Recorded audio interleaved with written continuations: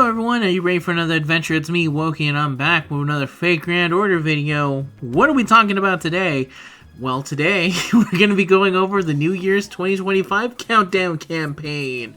Originally, it was going to be a different video, but, there was a slight issue with it, so I have to fix it and work on it again. But it should hopefully be out sometime by the 27th, maybe, just because Christmas is coming up. It is Christmas Eve by the time this releases. So, let's get right down to the Countdown Campaign so you can continue on with Christmas Eve stuff. So, the countdown begins from the 25th and it goes all the way to the 31st, because obviously it's counting down until it. In terms of login bonuses, we're going to get 1, 2, 3, 4, 5, 6 golden apples and a single summon ticket at the end of it. And as for the summoning campaign, it's one that features Moriarty, Ruler, Sherlock Holmes, Constantinos, or Constantine, however you want to call him, Super Bunyan, and the Trung Sisters. And the rest of this video is going to be talking about them and going over them real quick because I will likely be too busy trying to get as many of the videos that I had planned for in December out before it's actually 2025. So, let's begin by first mentioning that, it's probably best you skip all these banners. I'm going to go over them. I'll gladly talk about them, and you can tell me if you plan to summon on them. But for real, we're almost at New Year's, man. We're almost there. Also, there's always the slightest small chance that maybe one of the units from Lost Belt... no, I don't think it happens just because of GSSR. They can't move it up. Yeah, I don't know about that. But anyway, I was going to say, some people I remember thinking like, hey, maybe some of the Lost Belt 7 servants get moved up. And I'm thinking, no, they wouldn't, because then they would have to be added to the GSSR, and they're just not going to do that. So, I don't know. We'll see. It'll be interesting to see if they do. I'll be surprised for sure if they did, but let's go on. We'll start with Moriarty Ruler, who was originally going to be in a different banner, the one that features Lamba. For some reason, there's 0 4s. I feel like if they had actually included some limited 4s, it would maybe have actually gotten some people to summon, like Lamba, Daikokatin, Zenobia. There's a whole bunch of 4-stars you could have included with these units. They just decided not to. Don Quixote could have been put in with Constantinos. You get what I'm saying here. But anyway, I digress. Moriarty Ruler. Moriarty Ruler, he is a ruler. He's Moriarty, but he's young. He has 1 quick, 3 arts, 1 buster, 4 hits on quick, 4 hits on arts, 4 hits on buster, 5 hits on extra. His first skill is the Mathematical Thinking A, grants self-evasion for 2 attacks, 3 turns, ignore evasion for 3 turns, reduces all enemies' arts resistance for 3 turns, and then reduces arts resistance enemies with the evil alignment for 3 turns. Arts resistance is lowered by 20%, and the evil arts resistance is lowered by 20% on a cooldown of 6. His second skill is the Slide Rule Weapon B++, an increase to attack, arts, and buster, and crit damage for 3 turns. It's 30% for all 4 of them, and a cooldown of 6. His third skill is the Dice Selection EX. It charges his MP gauge. It grants 1 random buff. From 2 of these effects, only 1 can be activated. Increases the crit star absorption rate of arts cards by 500% for 1 turn, or for buster cards by 500% for 1 turn, and then you gain some crit stars, and the NP you get is 50%. The stars you get are 20, and the cooldown is 6. His passive skills include Independent Action A, Conspiracy Creation EX, and Panic Cut C+, which is a grant self, Charm debuff immunity, Confusion debuff immunity, Terror debuff immunity, and the Skill Seal debuff immunity. His third skill is an anti-ruler attack damage aptitude, because his number 1 enemy is, of course, Sherlock Holmes. And his Noble Phantasm, which he gets after a strengthening, which is not an NA at the moment, so I'm going to talk about his de-strengthened version. Deals damage to all enemies, deals 150% against good alignment, seals their skills for a single turn, and then inflicts the evil alignment onto them for 3 turns. 450% damage at level 1 if you get him all the way to MP level 5. 750%, and then he increases his own MP damage for 1 turn. This activates first. 20% at charge level 1, and if you get him all the way to the final charge level, it's 40%. And then finally, when it gets strengthened, the main thing you need to know is that it deals more damage to all enemies, and then it also gets more MP damage, and the MP damage actually stays for 3 turns as opposed to 1 single turn. Which is much better. So that is Moriarty Ruler.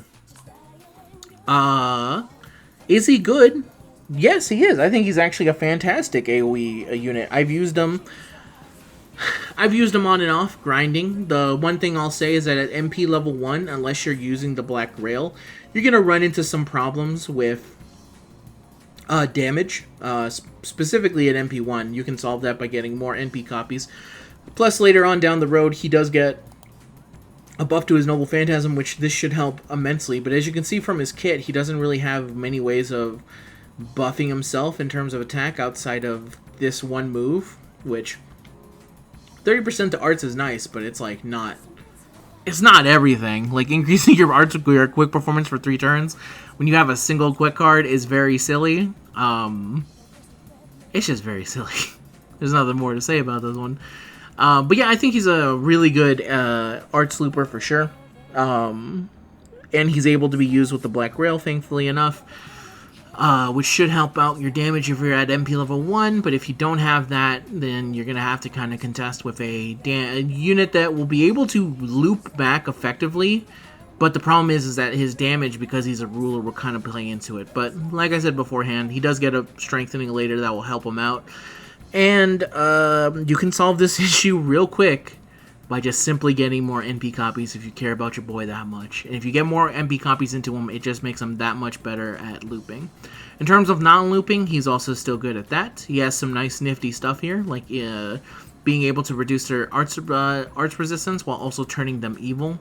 We did do a video using him in a challenge quest, and even though one person said Ruler Moriarty didn't really do anything besides take damage, thanks to him being ruler, he was able to tank a lot of those damages and keep other units alive, which is good enough sometimes when it comes to certain challenge quests. So, Moriarty. Let's move on to the next unit that will be coming alongside him, which is going to be Sherlock. Because, of course, why wouldn't they be together? Sherlock Holmes, he's a ruler.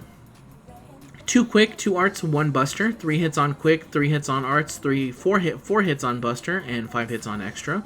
His first skill after his interlude buff is the Natural Insight, A+++. Seals 1 enemy for 1 turn, reduces all enemies' arch resistance for 3 turns, and then gains some crit stars. 20% to arch resistance, and the stars you gain is 20 on a cooldown of 5. His second skill is the One Who Reveals the Truth EX, which is upgraded after a strengthening. He charges his own MP gauge, increases his own critical star absorption for a single turn, and then grants self debuff immunity for 3 turns. 50% to NP and the 600% to absorption on a cooldown of 5. And his third skill is Baritsu B++, increases his own arch performance for a single turn, and then grants self-evasion for 1 turn. 50% to arts on a cooldown of 5, and his one passive skill is Territory Creation EX. His third skill is an Anti-Berserker attack damage aptitude, and his Noble Phantasm is elementary, my dear. It's quite simple, my friend. Rank B, arts, Noble Phantasm, anti-unit, anti-world. 500% chance to reduce all enemies' defense for 3 turns, grants party ignore invincibility for 3 turns, grants party ignore defense for 3 turns. At MP level 1, the defense reduction is 30%, and if you get him all the way to MP level 5, it's 50%. And then he also increases the party's crit damage for 3 turns, it's 50% to charge level 1. And if you get him all the way to the final charge level, it is 100% crit damage to everyone. And that is Sherlock Holmes. First of all, it is actually pretty nice because Sherlock Holmes originally did not return to JP for like 2 years or so, if I remember right. When his last banner showed up, he actually had not shown up on JP. I think they only most recently, maybe a month or 2 back, finally released the Sherlock Holmes banner. But it had been a very long time before Sherlock Holmes came back. This makes me a little bit more hopeful that they will sprinkle out some Sherlock Holmes banners for specifically the fans of Sherlock out there. In terms of his unit, is he good? Yes. He has a very specific playstyle, though, which is maybe not for everyone. So he's good, but also you have to kind of be wanting into a unit that's a little bit more about the long game, a little bit about... kind of like he's not someone you use when you want to end things quickly. He's someone who you think about and you plan your turns around and you go, okay, we're going to be in this for the long haul. Let's slowly whittle these down. And he can be nice for that. I also do like that he gives the ability to ignore defense on a Noble Phantasm, which can come in handy in some specific challenge quests where their defense is so insane, the only way to deal damage is to have someone with a CE that actually actively ignores defense, or the unit themselves ignores defense. So it's nice. Very cool unit, but probably not for everyone, and it kind of depends on the person if they're going to be in for it. Like, I remember talking to people in the previous video, and I felt like that, and I wanted to see if anyone with more experience with Sherlock kind of agrees, and the basic consensus was, yeah. Whenever I don't use Sherlock Holmes for everything, but whenever I'm in an annoying fight and I need to annoy the enemy back, I bust out the Sherlock. And Shi Huan Di is probably very similar in that regard. So there's Sherlock Holmes. Next unit, we're going to go to Constantinos. But first, water break.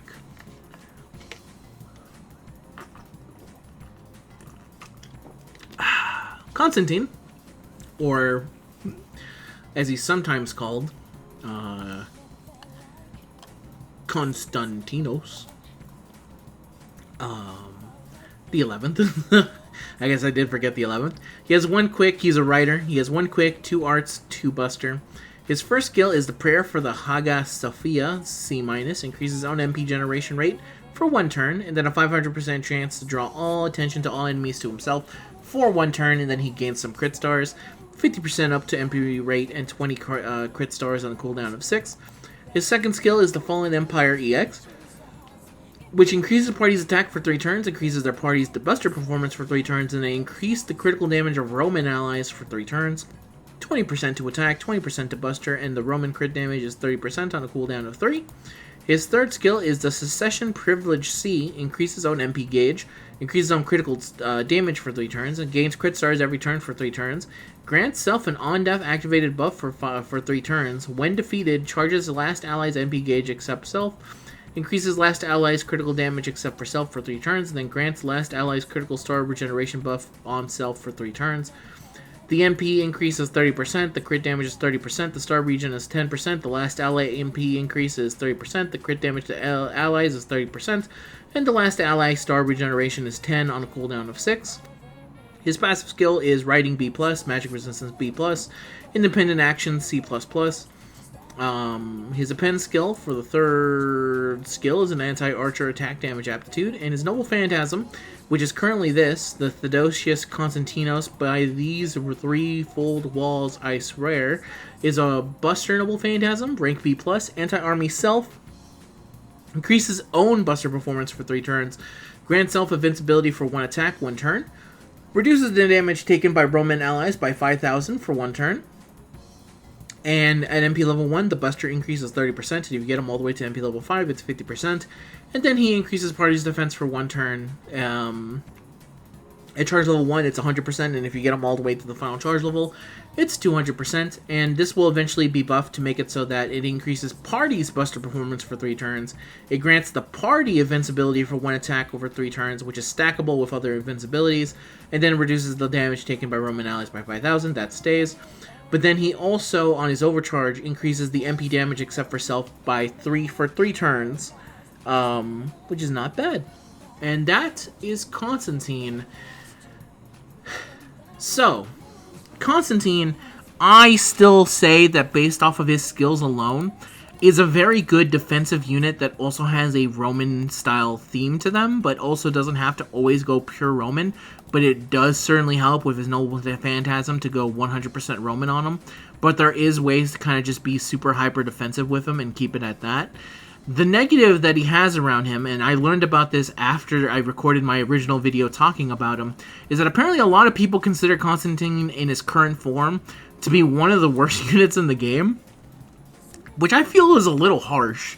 The first, especially considering once he buffs, this Noble Phantasm gets buffed, he becomes much better. His kit ends up flowing much better when his entire kit is not focused on him, which I'll give you this. The increasing own Buster performance for 3 turns, when you have 2 fucking Buster cards, is bad. It's really bad. Being able to grant self-invincibility for 1 attack, 1 turn is like, okay, but it would be better if it was over 3 turns and it was able to be applied to everyone. That's much better. And like I said, being able to even further buff their MP damage is also really nice if you can get them that far. It should make them significantly better after that interlude happens. But for the time being, I feel like his skills are there, but his Noble Phantasm is so specifically niche and is like barely helpful except for like tanking attacks for a single turn. You get what I'm saying? And kind of keeping it up with this skill as well. So that's Constantine. I think eventually when that buff comes out, he's going to be much better. I already think he's good, but obviously, as I've said beforehand, I'm in the minority who believes this. So kind of like summon at your own regard. I really want to build up my Constantine just so I can have videos to see like, no, I think he's good. And just to show that like, I think he performs better than he looks on paper.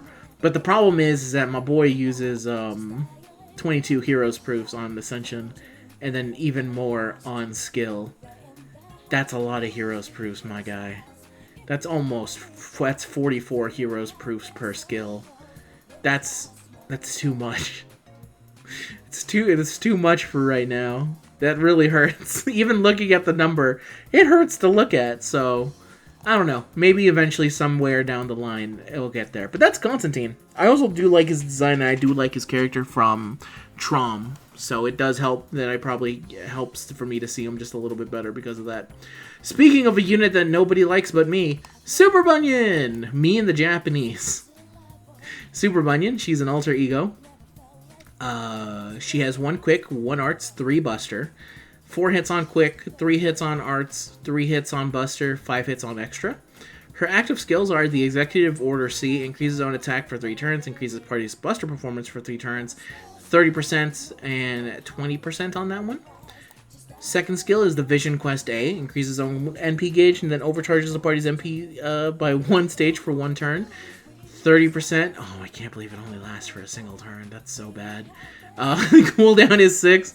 Her third skill, Let's Spread the Maple Syrup A, seals all enemies NP for 1 turn. Or reduces their critical attack chance for 3 turns. Increases party's critical star absorption of buster cards for 3 turns.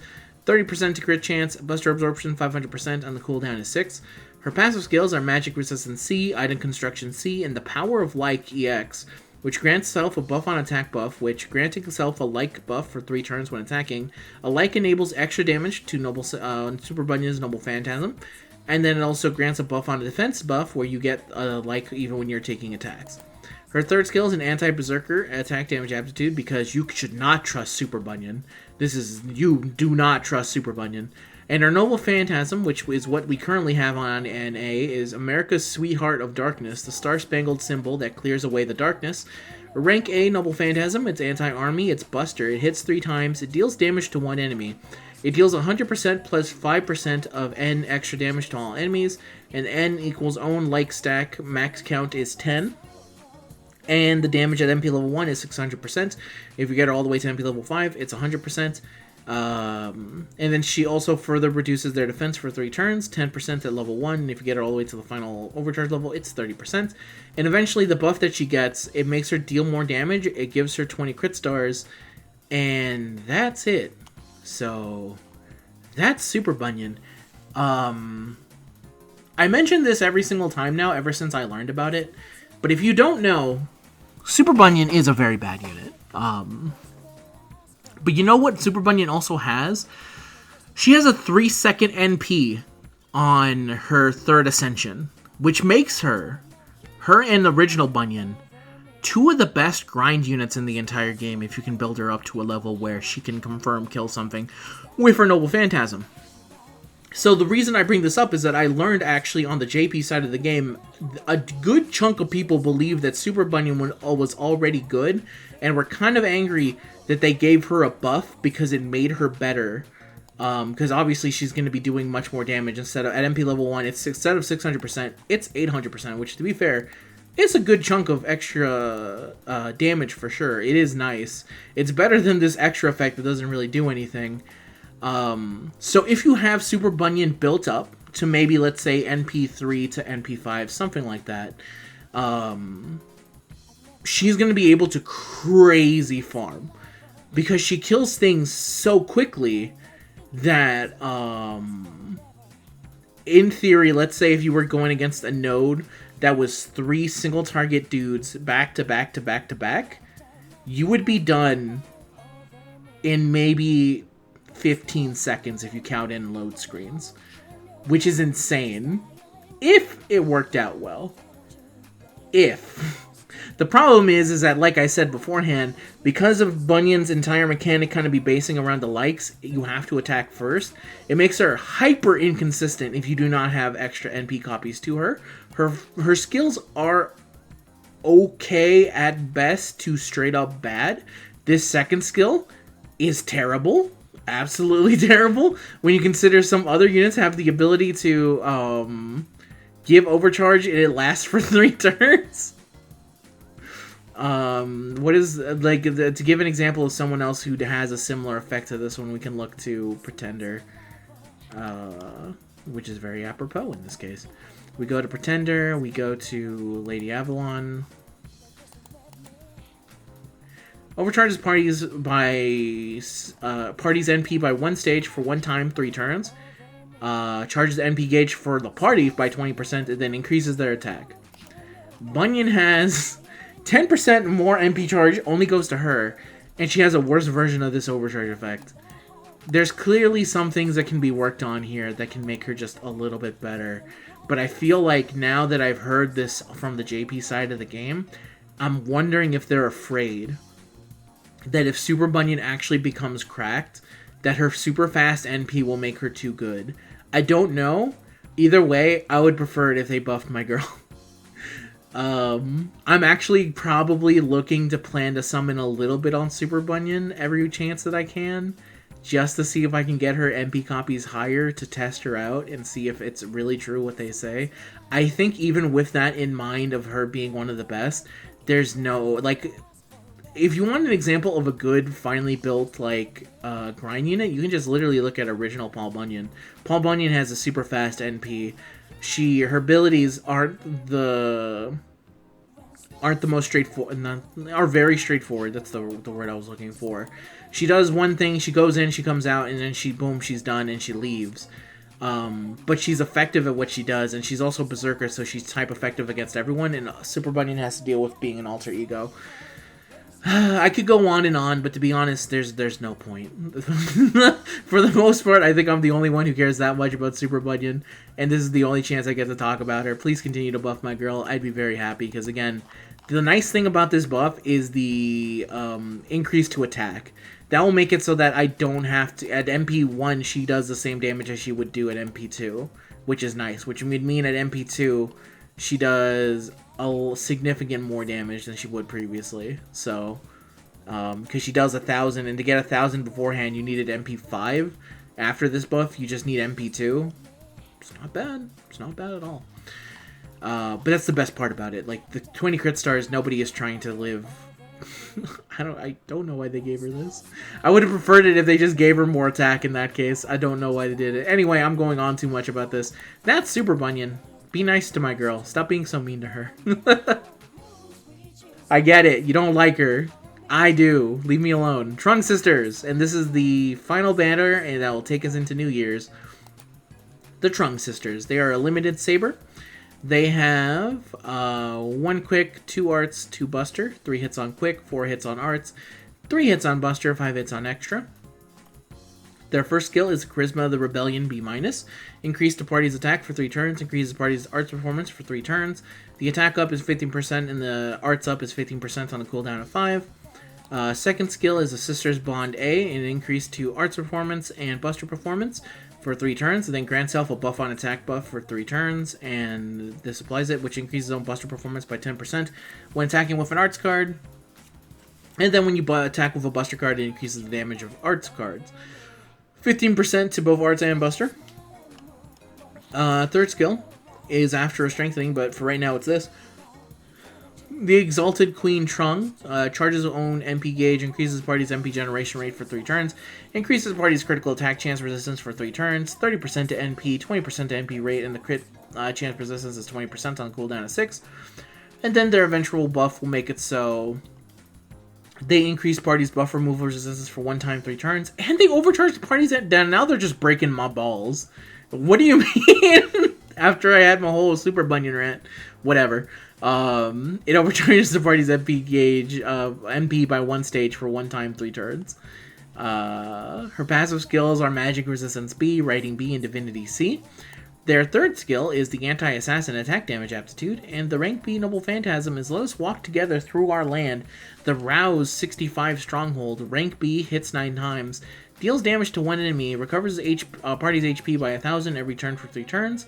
At MP level 1, it's 900%, and if you get it all the way to get them to MP level 5, it's 1,500.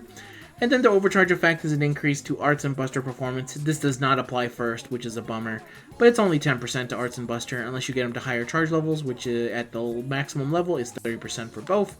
And that is the Trung Sisters. Are the Trung Sisters good? I think they are, for the most part. I wonder, did they ever do more? That's right, they did this one. Okay, makes sense. They are good. I like them. The biggest problem that you're going to run into with the Trung Sisters is the fact that there's a lot of good welfare single-target sabers out there, including for just arts in general. So it can make it a little bit hard to justify going for a single-target saber if you're someone who's a little bit more frugal. What do the Trung Sisters do better than some of the other arts units out there? They do have a very interesting, unique kind of buff, which makes it so both their arts and Buster kind of get buffed along the way, which can be interesting as a unit, kind of like an idea. If you're ever in a specific fight which takes advantage of both of them, which they do show up occasionally, it would be fun as a kind of use for that reason.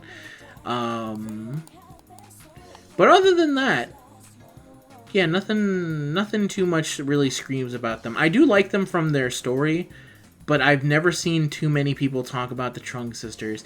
If you have any specific more things to say about it, just so I have more things to kind of note, because I wasn't able to get them. I think I did try for them, and I failed. So I don't have much to say on them, unfortunately. But I do think their design is nice, and I do think that they look cool. I know it's from the Pokemon designer, so I think that's pretty sick. Very nice, very cool looking. And their story was fun as well. Yes, it was very fun. I did like it. And yeah, that's it for New Year's. This is going to be, in theory, the last banner that we lead into the new year. And that is the New Year's 2025 download campaign, or the countdown campaign. Again, I don't really think that you should be summoning for the most part. It's probably better to kind of hold off. The reason being is that we are heading into Lost Belt 7. There is always the small chance, even though I don't think it's going to happen, I still think it's worth bringing up, that something like Nidal Altar could be showing up early if you care about that specifically. If any of the banners were to be coming early from Lost Belt 7, it'd be there. There might be some other banners that they might decide to throw on along the way there. Like I said, there was supposed to be, with Moriarty, there was supposed to be someone with Lamba. Maybe they decide to throw out another banner still with Lamba and, I don't know, Summer BB. I don't actually know. You can never tell what they're going to do. But in general, I think with this times coming up, with Lost Belt 7 coming up, with Cuckoo being so close, Anniversary, if you care about specifically Kirei, Tez, me and my brother, of course, big Tez fans, so there have to be other Tez fans out there. Besides just the entire nation of Japan who loves Tez, to spite me, in fact, that they love Quetz's brother, but not Quetz herself. A deliberate attack on me. Super Bunyan was an attack on me. The design of Super Bunyan was a personal attack on me. And the fact that they like Tez more than they like Quetz is another personal attack on me. But I'll accept the Tez one, because I also like Tez, so that's fine. So that also makes me get slightly closer to potentially them adding in a Summer Quetz as they go, like, maybe as a 4-star. Since technically they are brother and sister, let's do something with them. Or they can just continue to ignore my girl. They're pretty good at that. Anyway, that's the end of the video, everyone. Have a Merry Christmas Eve if you're watching this on Christmas Eve. And I will see you guys in the next video. I'll have a special little Christmas video out tomorrow. And then hopefully on the 26th or the 27th, there will be a video talking about all the upcoming banners coming in 2025. As I try and make my list of things I want to summon on. And I'm still debating of making a tiny video on that one where I just name the banners to just be like, hey, for you beginners out there who might be a little bit overloaded, just wait like 2 days and I'll have this video for you. Don't worry about it. Anyway, that's it, everyone. Thank you very much for watching. I'll see you guys in the next one. Till next time, have a very Merry holiday. Happy start of Hanukkah as well if you see this after the 25th. I'm pretty sure that's when Hanukkah starts. That's what my family said. First night of Hanukkah 2024. Yep, it's on the 25th. Peace out, everyone!